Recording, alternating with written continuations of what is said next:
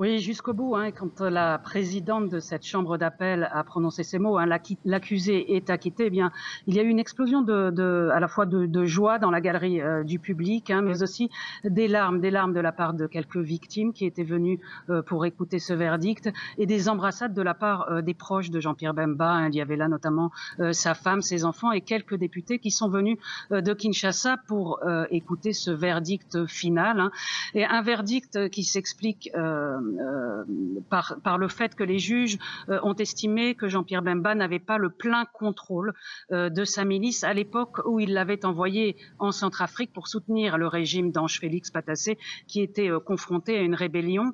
Et ils ont estimé que Jean-Pierre Bemba se trouvait loin des sites, puisqu'il se trouvait lui toujours en République démocratique du Congo, et qu'il n'avait pas le plein contrôle. Ils ont aussi estimé que les accusations qui avaient été portées contre lui, certaines accusations ne figuraient pas, mais qu'elles figuraient dans le jugement. Donc ils ont estimé que toutes les charges ne lui avaient pas été notifiées. Et ensuite ils ont estimé que si, vous savez qu'il avait été reconnu coupable notamment pour le fait qu'il n'avait pas puni les auteurs des crimes, hein, des soldats de sa milice, hein, il s'agit de viols, de meurtres et de pillages. Eh bien, les juges ont estimé qu'on aurait dû prendre en compte notamment certains actes qui avaient été pris par Jean-Pierre Bemba pour essayer de faire arrêter ces crimes, et notamment le fait qu'il avait envoyé un courrier au Premier ministre de la République centrafricaine en lui demandant de prendre certaines mesures contre les soldats, et évidemment contre les soldats de sa propre milice qui pouvaient commettre de tels crimes.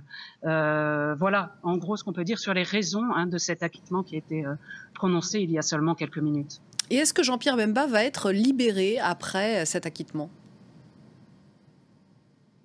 Alors, il va être libéré, mais pas immédiatement, pas aujourd'hui. Ce soir, il va retourner à la prison de Scheveningen, notamment parce que au cours de ce procès, il avait aussi été accusé pour avoir suborné des témoins. Il a été reconnu coupable de subornation de plusieurs témoins, hein. Il avait souhaité appeler 14 témoins auxquels il avait été promis de l'argent, auxquels avaient été promis certains arrangements.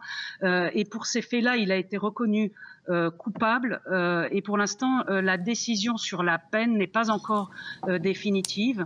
Donc on suppose, hein, que les juges devraient se prononcer assez rapidement sur ce second volet, et qu'en tout cas il ne peut pas sortir de la prison de la CPI avant que cette décision soit rendue.